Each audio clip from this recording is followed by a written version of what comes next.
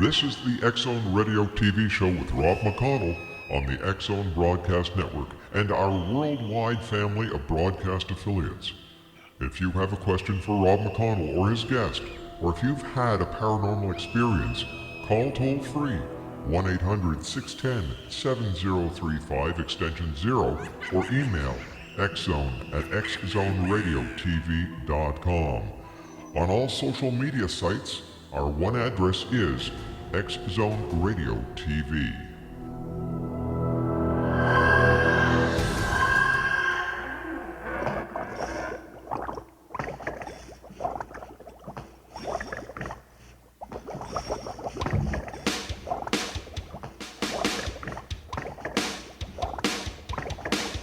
I was working in the lab late one night when my eyes beheld an eerie sight. For my monster from his slab began to rise, and suddenly, to my surprise, he did the mash.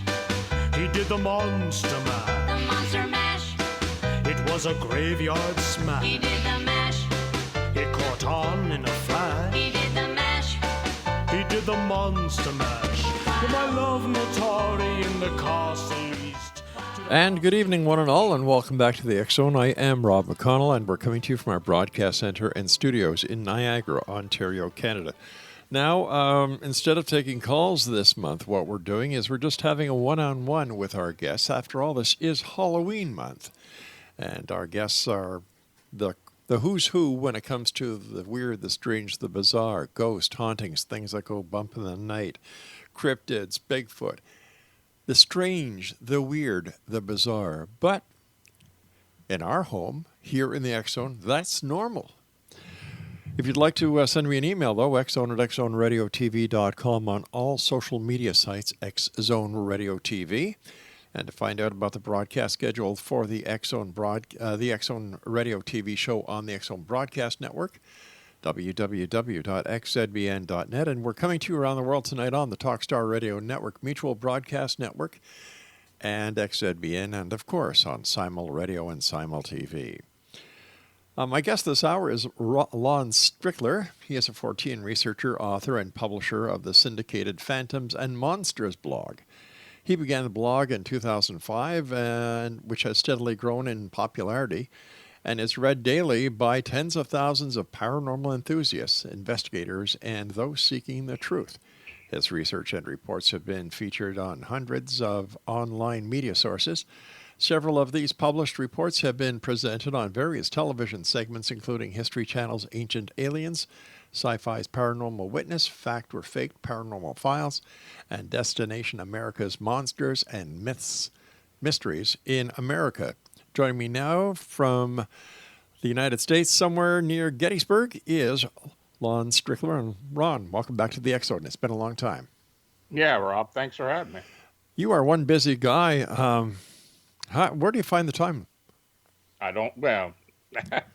It's tough sometimes, but no, I do find the time. I'm kind of retired, and it gives me the opportunity to do a little bit of what I want to do. So you're retired, which means you work more now than you did when you had the regular job. Yeah, I know that feeling well. That's about it. What was it that brought your attention to the work that you do now as a paranormal researcher, writer, investigator? Well, it started out when I was young. I was born and raised near Gettysburg, mm-hmm. and I used to spend a lot of summers as a kid on the battlefield. So I would get on my bike and go down Route 116 until I got to Gettysburg. And I was about 9 years old or so, and one day, while on the battlefield during the summer, I was in the area of what they call the Valley of Death, which is between Little Round Top, mm-hmm. Wheatfield, and Devil's Den. And all of a sudden, it's just like a huge TV screen opened up to me. And I was sensing all kinds of things, seeing apparitions, hearing gunfire, smelling gunpowder, the whole 9 yards. All my senses were heightened. And that lasted for about 30 seconds and then just suddenly quit. And, even before that, though, I knew I had there was something a little bit different about me. And from that time on, I realized I could sense spirit energy. So I just kind of took it to the next level, though, back in the mid 70s. And well, this was a little before that, but when I started getting the paranormal investigating in the mid 70s, nobody did that back then. Even when somebody say you're a paranormal investigator, you look like crazy.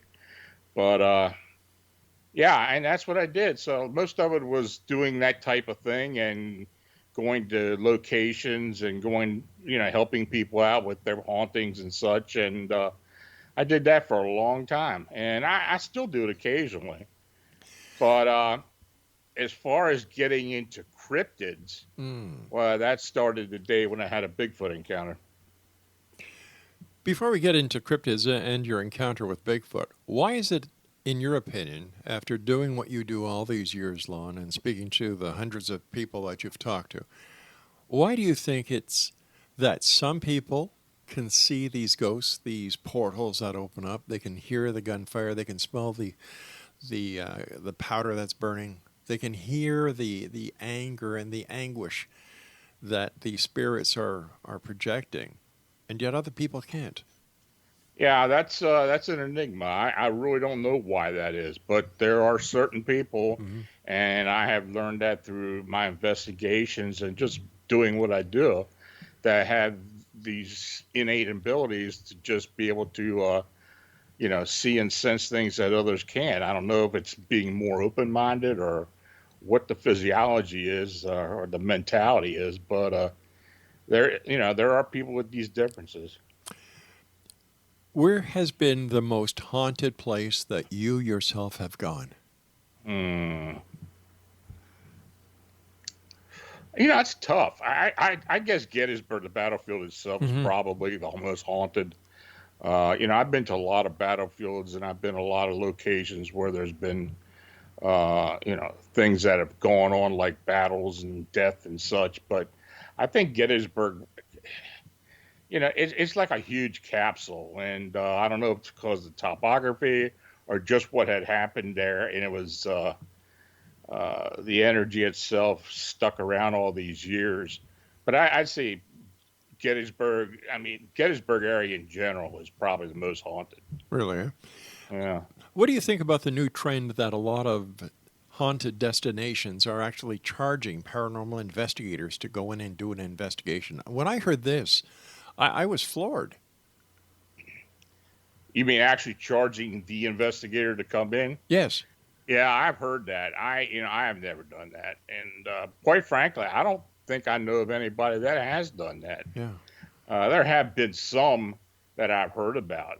Some locations do that, but if it's a business and they can get the people to pay for it, I guess it's a consumer. It's part of being a consumer. Well, apparently now paranormal tourism is right up there. More and more people are turning to it. Well, this was pre-COVID, so we'll have to see what happens after this pandemic wears its way out and people are allowed to get back to a normal life. Why do you think that some spirits stay behind, like some of the spirits that remain at Gettysburg, while others seem to have found peace and gone to the light?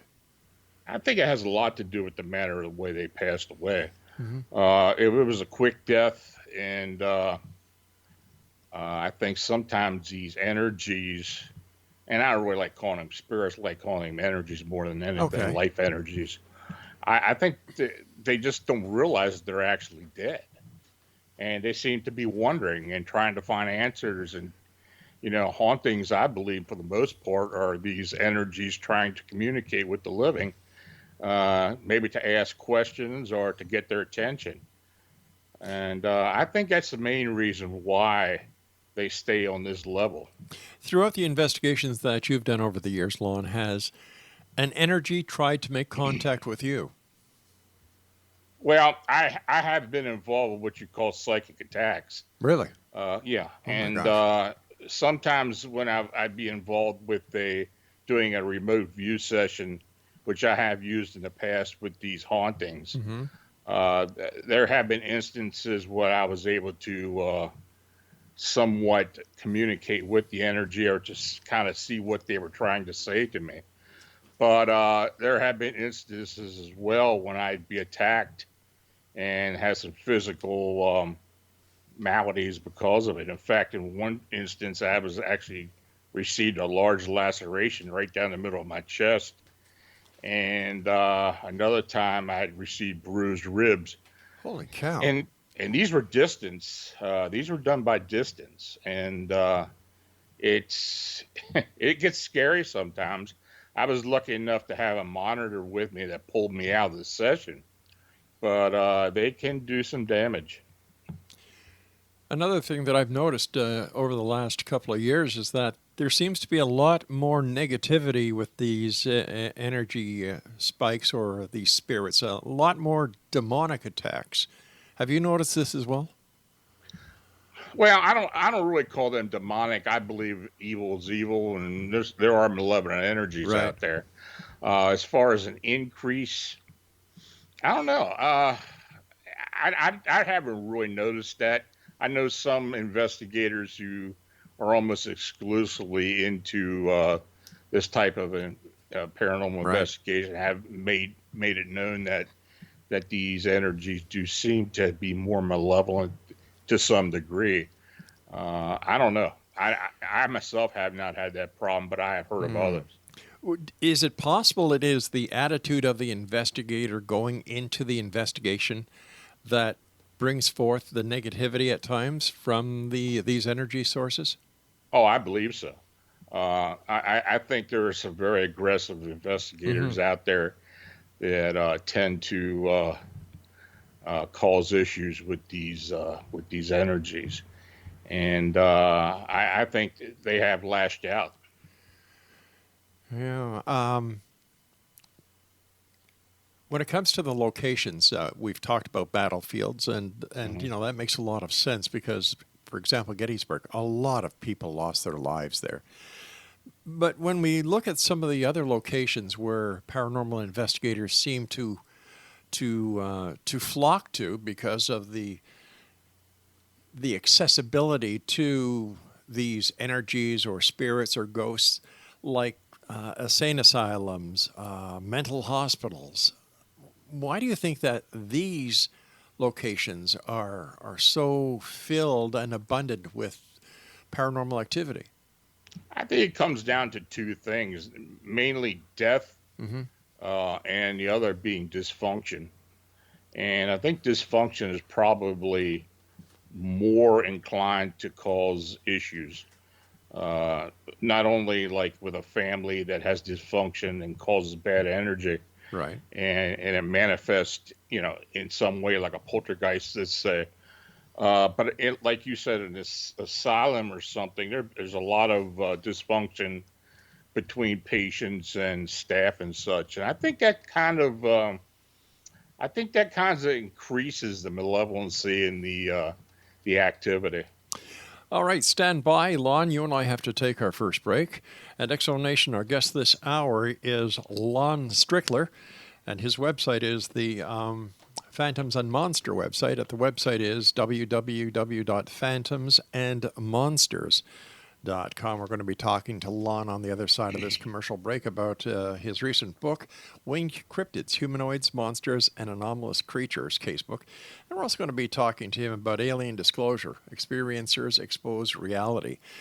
Now, a couple of nights ago, we had Brett Karstens on the show, and Brett is a television producer, and we've got a couple of his TV shows put up on the X Zone TV channel. He's known as the Casual Psychic, and I must tell you, X Zone Nation, 2 episodes of the Casual Psychic, really good, and you can see them at on the X Zone TV channel, which is exclusive to Simul TV at www.simultv.com. Now, Lon and I return on the other side of this break as we continue celebrating Halloween here this month, October 2020, in the X Zone. I was working in the lab late one night when my eyes beheld an eerie sight. For my monster from his slab began to rise, and suddenly, to my...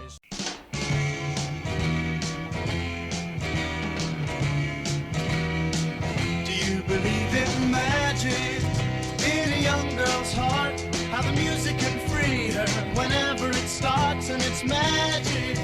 If the music is groovy, it makes you feel happy like an old-time movie. I'll tell you about the magic and it'll free your soul, but it's like trying to tell a stranger about a rock and roll. If you believe in magic. And welcome back, everyone. If you'd like to send me an email, xzone at xzoneradiotv.com, and you can always check out the programming we have available for you 24/7, 365 on the X Zone Broadcast Network by visiting our website at www.xzbn.net. Lon Strickler is our special guest this hour. His website is Phantoms and Monsters, and the website is phantomsandmonsters.com. All right, let's talk cryptids here. You said in the first segment that you actually had an encounter with Bigfoot. Tell us about that. Well, this occurred in May of 1981 when I was living in Sykesville, Maryland. And I used to do a lot of fly fishing on the south branch of the Patapsco River. So I was out one morning, and it was May 9th, 1981. It was about 10 o'clock in the morning. So I was out there in my waders just flinging the fly rod around, and I looked across onto the north bank of the river, which was probably about 30 yards away, and I noticed a stray dog kind of going in and out of the weeds over there, and I didn't pay him any mind. So I just continued to fish, and after a bit, I heard a yelp. I heard this dog yelping, and I looked over there, and when I looked, something large stood up into the weeds. Now, back then, I really didn't know much about Bigfoot. Of course, I heard about it. But this thing I could see from chest up because of the high weeds. And it was, it was a hairy biped. Right. And as it moved towards my left, to walk out of the weeds, as it exited, I got a real good look at it. And it literally stood still and faced me. And we locked eyes for about 10 minutes. And this was about a 7.5, possibly 8 foot biped, hairy hominid that looked to me more like what people refer to as Neanderthal. Looked more human than it did ape. It was definitely a male. I could see the genitalia on this thing, and but it had the heavy brow ridge and such, and had very dark brown hair.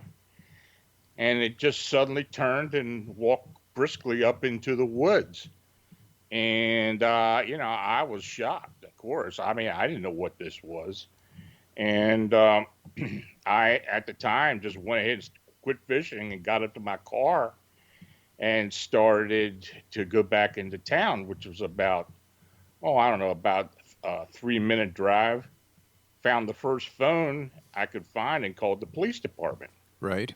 I just wanted to let them know that I saw this thing. So they told me, we'll go back and we'll have someone meet you there. So I figured I'd go back there and I'd be waiting there forever for whoever was going to show up. Well, to my surprise, when I got there, there was one of these barriers across the road, yellow barriers, and a Maryland State police officer was standing there.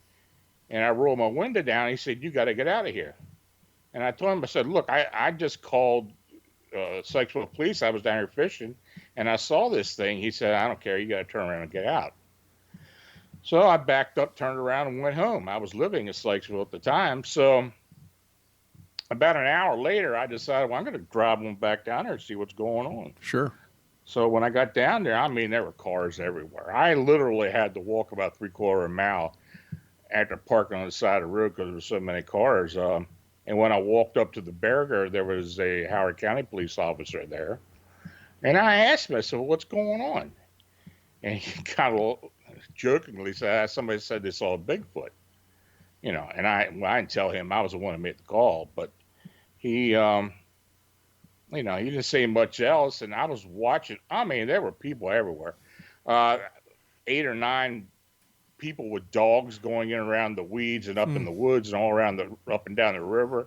There was a huge white tent set up on the opposite bank where this thing was. Holy cow. Yeah, it was a huge response. Federals were there. They had back then the old black Wagoneers. They had 2 of those sitting there. I heard a helicopter, but I didn't see that. but there were other local officials there. So I was there for about 10 minutes or so. So I just went ahead and went back to my car.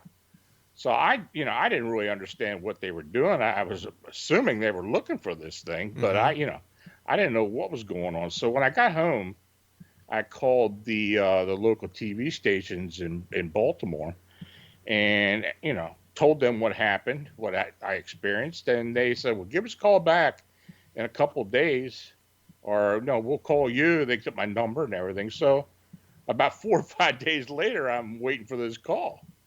And I eventually called one of the newsrooms, and the news editor got on the phone. He said, "I don't even want to talk to you." Wow. And I said, "Why?" And he hung up on me. So, I don't know, it was covered up. I mean, it was, I didn't hear much else about it. I eventually did find out from one of the local police officers that was there. He verified the whole thing. So that kind of got me started, because I was curious as to what I saw and why all this was going on. And what I found out later, that several years before that, there had been what they called the Sykesville Monster incident. And basically a Bigfoot, or a similar creature to what I saw, was breaking into homes and into garages and chicken pens and such up and down the river. And it was causing a big concern. The Baltimore Afro-American newspaper actually did the first story about it, and it got into the media. Eventually. I didn't really know anything about it. I wasn't living down there at the time, and I didn't know anything about it. So a gentleman I used to work with lived in that area, and he told me about it. He said, "Well, I can help you talk to some of the people that occurred with." And I did several interviews with some of the original witnesses, and actually found a few more. So I was hooked. That got me involved in cryptid investigations. Now, Lon, there seems to be more and more reports of people having contact with Bigfoot. What do you think, based on your experience, the books you've written, as well as your very own experience, why is it that Bigfoot is so rarely seen, and yet there are people who go out each and every night into the woods looking for him? How has he been able, or how has she been able, to evade humans for so long? Well, I think that there definitely are flesh and blood indigenous beings that we refer to as Bigfoot or Sasquatch. And those areas where I believe this occurs is in the Pacific Northwest, down in Florida, areas around the Gulf Coast. Right. I think there are actual populations, pods, family groups, and such. But for the most part, I think, and especially in this area, Mid-Atlantic or Northeast of the United States, I think there's a very good possibility, and I a lot of people do as well, that these may be interdimensional beings. There may be another reason as to why they are here. Now, why haven't we found a body? Why haven't we found more evidence as to what they are or why they are here? They seem for the most part to be singular individuals. We don't see or hear a whole lot about family groups or pairs of these things in these other areas. So could they be some type of being that comes in from another reality, or time travel? Or or that too, as well as could they be something to do with extraterrestrials and UFOs? And that theory has been put out there for a long time now. That's something that has happened here in Pennsylvania for years. I'm just wondering if, based on the description of the encounter that you had with Bigfoot, where you said that it resembled a Neanderthal, I'm just wondering if there's a time slip that happens, and these creatures just happen to be at the right place at the right time, where they actually cross into a different time, a different reality, and for some reason they know how to get back. Yeah, that's a strong possibility. Like I said, I this individual that I saw looked very much like what people describe as Neanderthal, what you see in pictures of. Sure. And yeah, I guess that could be very possible. How did you feel after having your Bigfoot encounter that basically, everybody was there, but nobody knew anything about it, and there you were the person who had actually made that call? Did you ever find out why the Maryland State Police were there, or why the feds were there, or why there seemed to be so much attention so quickly after your call? Well, I did find out later that a woman did make a report of seeing probably the same being about 3 miles downstream that same morning. Wow. And apparently she made a call to the police as well. But the fact that the feds and all these other groups were involved and so got there so quickly, I believe that there was either a military or government involvement with this being. Down in that area, Baltimore, Washington area, there are a lot of installations and facilities that we really don't know what they are. They're out there in nowhere, and nobody knows what they're there for. They just seem to be unnamed facilities that nobody can get into. And there is a lot of that around that area. Where do you think the most prevalent part of the United States is for cryptids? Or are they all over the place? There just seem to be some hot spots, if you want to call it that, for varied cryptid reports. Here in Pennsylvania, the Chestnut Ridge is very, very active. South Texas, the upper Midwest, Florida, especially Southwest Florida, parts of North Carolina, most places like that. There does seem to be a lot of reports that come out of these areas, and it's just not Bigfoot. I mean, it's upright canines or winged humanoids or something else. It just seems to be conducive to a lot of different cryptid activity. I would imagine now that more and more people are talking about cryptids, the TV shows, the great work that you do, your books, your blog, and the general interest is opening up a lot of eyes, and people are paying much more attention. I think people are much more open-minded than what they used to be, less fearful about coming forward and being ridiculed. You do still get that, but the fact that I get reports and my colleagues get reports almost every day, I think the open-mindedness and being less fearful has a lot to do with that. Though I do also believe that the TV shows help as well. It's kind of mainstream now. It is. When we come back from this news break we have to take, Lon, I'd like to talk to you about the winged humanoid phenomena in Metro Chicago and area around Lake Michigan. Okay. All right, stand by. Thanks for joining us tonight. I know you're a busy man. I appreciate your time, sir. Exo Nation, our guest this hour is Lon Strickler.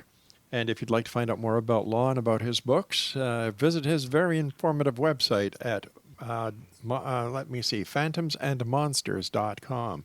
That's www.phantomsandmonsters.com. This is Halloween month here in the X Zone. I hope that wherever you are, that you follow the rules and guidelines as set forth by your health officials. This is going to be a very strange Halloween with COVID and all, and we'll just have to see how it plays out. But whatever you do, please be safe. That's rule number 1. Number 2, wear a mask if you're so inclined. And number 3, take care. We'll be back on the other side of this break as the X Zone continues with yours truly, Rob McConnell, and my very special guest this hour, Lon Strickler. Strickler, don't go away.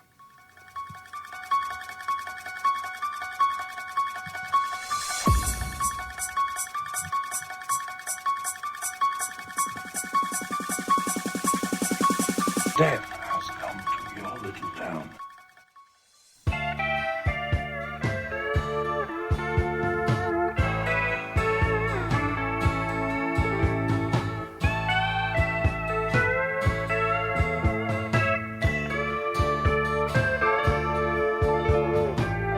Night was dark in the mountains, as the story goes. An Indian tale brought 'em out where only the Sasquatch goes. The moon was playing hide and seek, made the shadows come and go, looking for something they thought they'd find on the Bernie Creek Forest Road. The stories that intrigued them, they'd heard around the bars, Indian chant, an old black witch, and a man that was marked with scars. And welcome back, everyone. This is the X Zone. I am Rob McConnell. That is, let me see, Where Only the Sasquatch Goes, and that's by Philip Bramble and Jack Malborough. My guest this hour, X Zone Nation, this Halloween month is Lon Strickler, and his website is, are you ready for it? Got your pens and paper ready? phantomsandmonsters.com. Len, I'd like to talk to you this segment about cryptids because they're a fascinating topic. And you told us basically about the winged humanoid phenomena in Metro Chicago. We're talking about Metro Chicago and the surrounding area around Lake Michigan. What can you tell us about that? Well, I've been involved and looked into a lot of the flying being phenomena in Illinois and Wisconsin for years now. But back in 2011, there were 3 sightings of what people describe as a winged humanoid in the South Chicago area. And, that they were all 3 reported to MUFON, and the information we got was just what MUFON provided. So fast forward into 2017, spring of 2017, and there were several more reports starting to come into MUFON. Mm-hmm.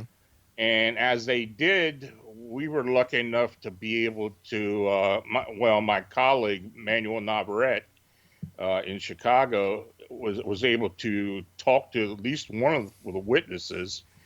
And we started getting more and more interested in these reports as they were coming forward.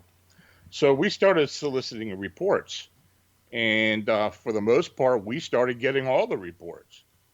And, between Manuel, my other colleague, Tobias Whalen, and myself, we have been getting the fair, I guess, 99% of the reports in the Chicago area, Chicago metro area, and the Lake Michigan.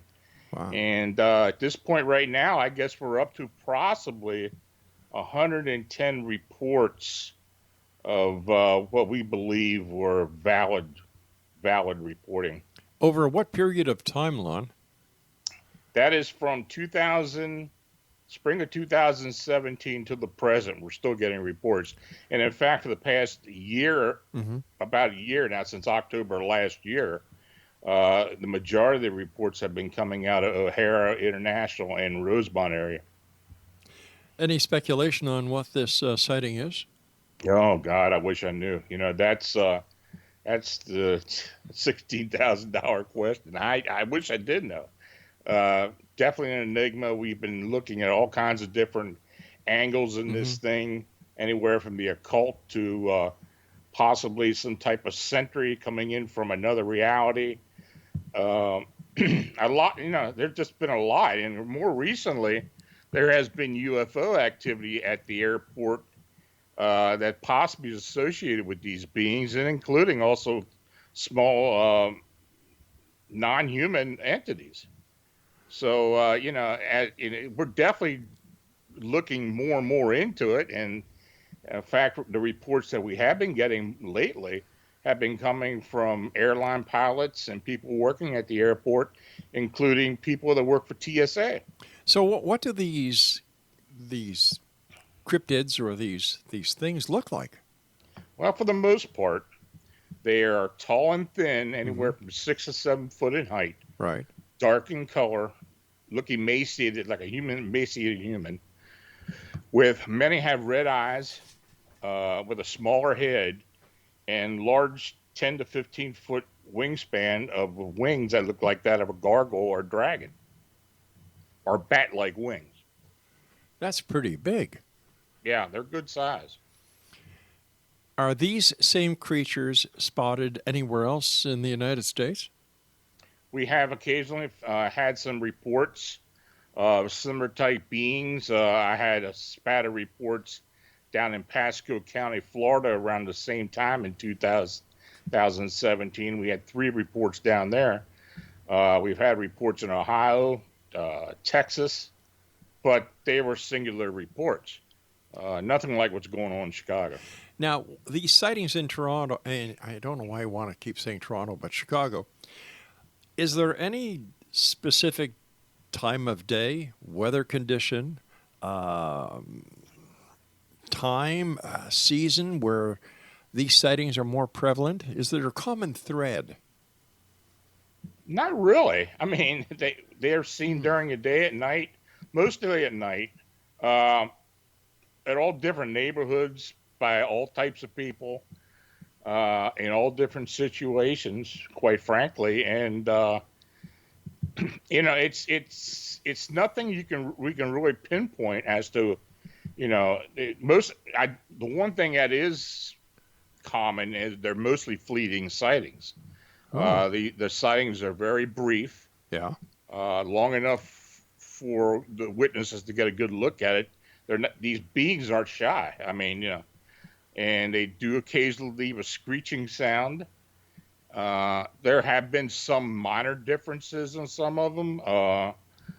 Some don't have the red eyes. Some have like a ray that extends from the back of their head. But, you know, there's just minor differences.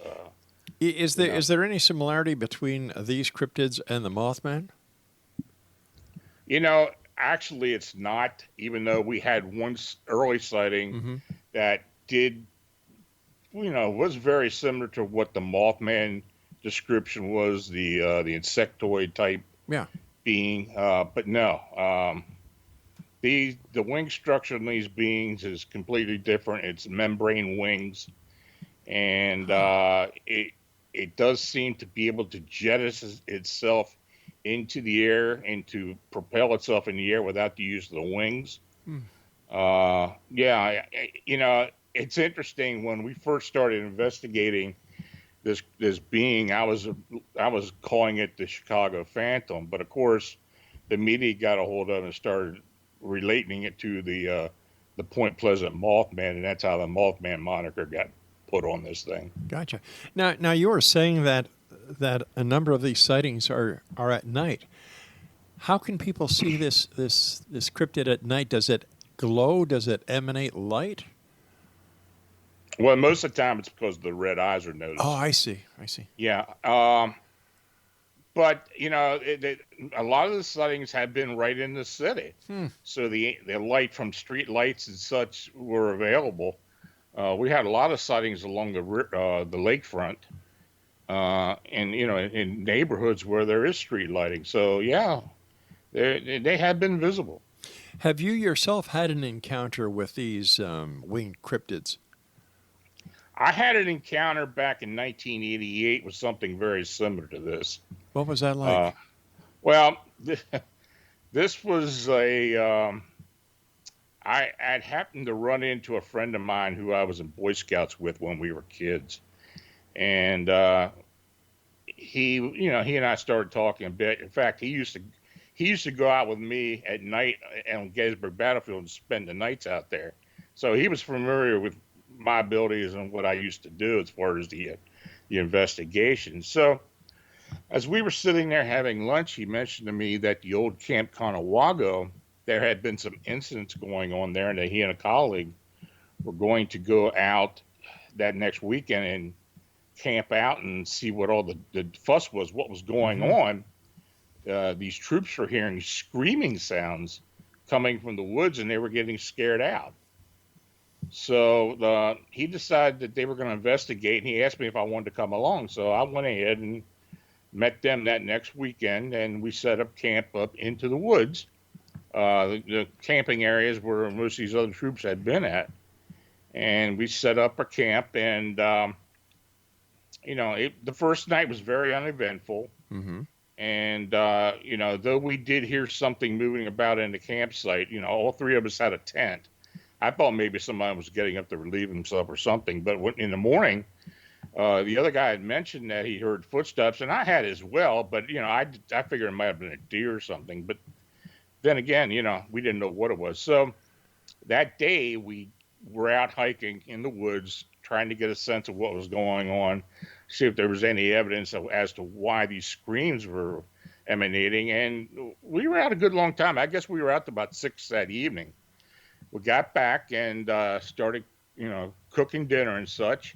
And we spent most of the night sitting around the campfire just talking. And about 11 o'clock, we heard a screaming sound. Now, it kind of caught us off guard. Mm-hmm. We didn't know what it was. And we talked about it, but, it could, I thought, well, maybe it was an animal or something. But anyway, about an hour later, we heard another scream. Now, this time, it sounded just like a child screaming. And it was kind of going in and out like it was moving away and, coming back and such. So that kind of freaked us out a bit. So we decided we were going to stay up the whole night. So I guess about maybe a half hour later, Mm-hmm. I got up to stretch my legs, and I went out onto the trail, which is along the Conewago Creek, and I just sensed that something was watching us. I had this feeling the whole weekend anyway. So I went back to the guys, and I told them, I said, look, why don't we go out and get our flashlights and walk up the trail a bit? So we all went out. We all had our flashlights, and we got on the trail, and we were no more than 50 foot on the trail when we noticed something with red eyes standing in the creek. Now, the creek at this time was pretty shallow, but as we saw these red eyes emanating from the creek, by the time we got our flashlights on, this thing shot up into the air and with a whooshing sound. And when it got to its apex, I imagine it screamed, and then it screamed and heard it fade away. Mm-hmm. Well, we were freaked out. I mean, especially my friend, he was out of it. And he didn't know what this was we saw. I talked to the other guy, and, we all said we saw the red eyes. He mentioned that he saw something on the back, and I did as well. And I just assumed it was probably wings, but we never did see the wings open up. And this thing propelled itself like a rocket. I mean, this thing just literally shot up into the air. So they decided they weren't staying at the campsite. They went up to the administration building and spent that night. I stayed up hoping I'd be able to get an idea or see something, but nothing else happened. And, I didn't really talk a whole lot about that for years. And about 20 years later, when I was starting the blog, I mentioned it, and I wrote about it in the blog, and I started getting responses. One individual who had lived around the area for many years said he had heard that screaming for decades and didn't know what it was. Then eventually I got another email from a scoutmaster who told me that he and his troop were out there not too long, before he got a hold of me. Right. And said his troop were out hiking on a trail, on their own during the day, and they came running back and swore up and down. They saw what they said to him was a dragon, and he thought they were pulling his leg, but they were serious. All right, Lon. But he didn't think anything about it. So, Wow. maybe he decided, got a hold of me because maybe what they saw was this being. All right, stand by, my friend. You and I have to take our final break. Wow, what a story. Lon Strickler is our special guest. His website is phantomsandmonsters.com, and we'll be back with Lon as we wrap up this hour here in the X Zone with yours truly this Halloween month from our broadcast center and studios in Niagara, Ontario, Canada. Don't go away.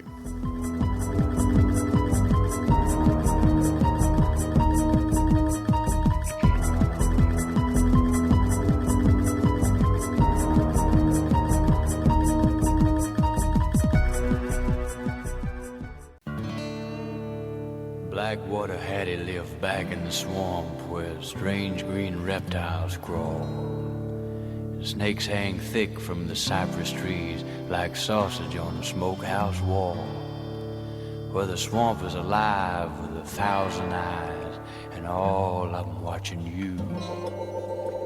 Stay off the track of Hattie Shack in the back of the Black Bayou.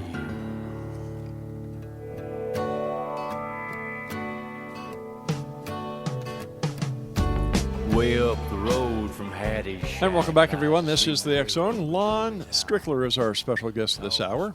And there's 3 books that I'm sure that each and every one of you listening tonight would be very interested in having as part of your library.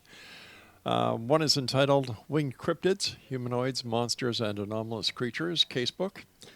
Alien Disclosure, Experiencers Expose Reality. And one that is about what we were talking about at the end of the last segment about winged humanoids in Chicago. It's called Mothman Dynasty, Chicago's Winged Humanoids. And they're all available on Amazon.com. And once again, Lon's website is phantomsandmonsters.com. Lon, as I was saying during the last break, I want to thank you so much for joining us. It's been a great pleasure talking to you again. And I'd like to talk to you about your book, this segment, Alien Disclosure, Experiencers Expose Reality. Based on your research, based on your writing, based on the people that you've spoken to, how real are alien abductions and alien contact? Oh, I think they're absolutely real. I mean, I think I've talked to enough people to convince me that the phenomena is real. I've had experiences myself in more recent years that I believe were possibly, one was at least an abduction, or I was taken to some area that I didn't know or wasn't my home with some lost time. But yeah, and that's the reason why I wrote the book, because of all the accumulation of stories and encounters that people have had, and my association with them, and some of the things that happened to me in the past. You know, we've had Travis Walton on the show, we've had Denise Stoner on the show, and other people who have talked extensively and who have written books about alien contact, alien abductions, cattle mutilations, and so on. Based on your very own experience, Lon, and based on the research that you've done for your books, where do you think these ETs are coming from, and do they pose a threat to humanity? I honestly believe that most of the beings that we encounter are possibly evolved humans that are coming back for whatever reason, back through time. As far as UFO travel, interstellar travel, I don't think that really occurs as much as people think it does. I think a lot of the beings that people have encounters with or associated with come through portals of some type, have the ability to come through some type of conduit, where they can come right into a house or come right into a location. Mm-hmm. And as well, I believe some of these species may actually live on this planet in deep underground areas. Is there a common thread, in your opinion, when it comes to who gets abducted? Is there anything that these people share? It is an interesting question, because there do seem to be some people that are abducted for unknown reasons, and there are some that are abducted for possible hybrid study or some type of hybrid program. And I have had both. I've been involved with both of those type of investigations. And then I've also been involved with at least one person who had a lot of activity going on around their home, contacted me, then they ended up disappearing. Gone. Yeah. Holy cow. Male, female? Female. Is this common where people contact people like yourself who are credible and have been doing this for a number of years? Were they making initial contact, and once the initial contact is made, that's the last you hear of them? That was the only one. Really, eh? Yeah. Do the way the ETs enter a home or exit a home with or without the person, does it vary, or is it always based on your research again? Is it always the same way? No, there are different ways. I mean, there seem to be when they can come into a home, from the outside, after possibly traveling on a craft and such. And also, I've been involved with cases where a portal or something opens up on a far wall or something in the house, and they just suddenly come through. It's been both, and sometimes they just show up without any mechanism apparent. So there are different ways. I mean, I think a lot of these alien beings that people are experiencing are kind of associated with each other for the most part. I think they're connected. I think that many species do kind of either work together or associated with each other. Now, the reason why they're doing it, that's kind of an enigma again. We just don't know why. If there is some type of hybrid program, we do understand that. But to what degree, we just don't know. What do you think they want, Lon? I really wish I knew. I really wish I knew. That's, I think those beings that I believe are evolved humans are possibly coming back from the future and trying to either change history or possibly to make amends for something they possibly screwed up. That's the easiest way of saying it. In your opinion, is there a connection between the sighting of UFOs and other aspects of the paranormal? And why I'm asking you this, Lon, is you alluded to the topic when we were talking earlier tonight, and I got from the conversation that there may be, or some people believe there is a connection between UFOs and Bigfoot. Mm-hmm. Yeah, that there have been instances where a Bigfoot has been seen either right after a UFO sighting or a landing. The two cases that I know of right off the bat were, one was at Chestnut Ridge in Westmoreland, Fayette County, Pennsylvania. Something that Stan Gordon has written about and lectured on for many years. Yeah. And of course the Presque Isle case up in near Erie. And there was a UFO scene, and then a creature very similar to a Bigfoot scene after that. I was involved with an habituation and other sightings of Bigfoot in Nova Scotia several years ago, where these large orb craft were being seen and depositing all kinds of different creatures, including Bigfoot. So, the witness was very credible. It was on his farm. Right. And I believe this is what he saw. I mean, just by what he was telling me. Is there any connection between the Nova Scotia investigation that you did? And for our listeners who may not know what Nova Scotia is, one of the Canadian provinces in eastern Canada. Is there any connection to the investigation that you did in Nova Scotia and the Shag Harbor incident? Not that I know of. They're in different parts of the province. Yeah. But, Nova Scotia does have a long history of UFO and paranormal involvement. So there have been some very interesting UFO cases in Nova Scotia. Now, do you also, or have you investigated lake monsters? For example, I understand that here in the Great Lakes area, like we live on the shores of Lake Erie. In fact, when you look out of our back window, I can see the city of Buffalo right across the lake from me. There's Erie Pogo. And there's, that's the lake monster of Lake Erie.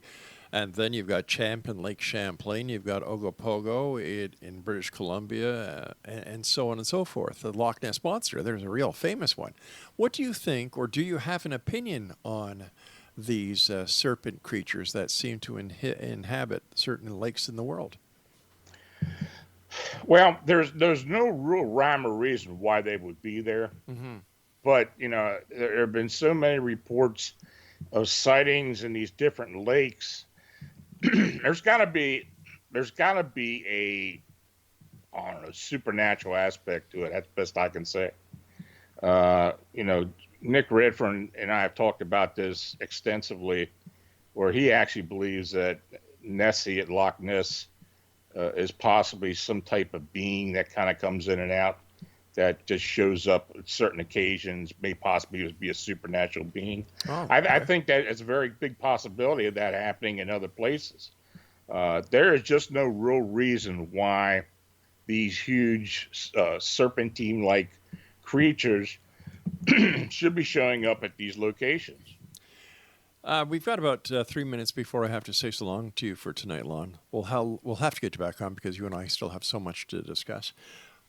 There's a hypothesis that is now being put out by members of the UFO community that there is a reason why cattle mutilations were so prevalent going back a couple of years ago. And they make a connection that it's the aliens who used the data and their findings of cattle mutilations that actually manipulated and created the coronavirus. What's your take on that?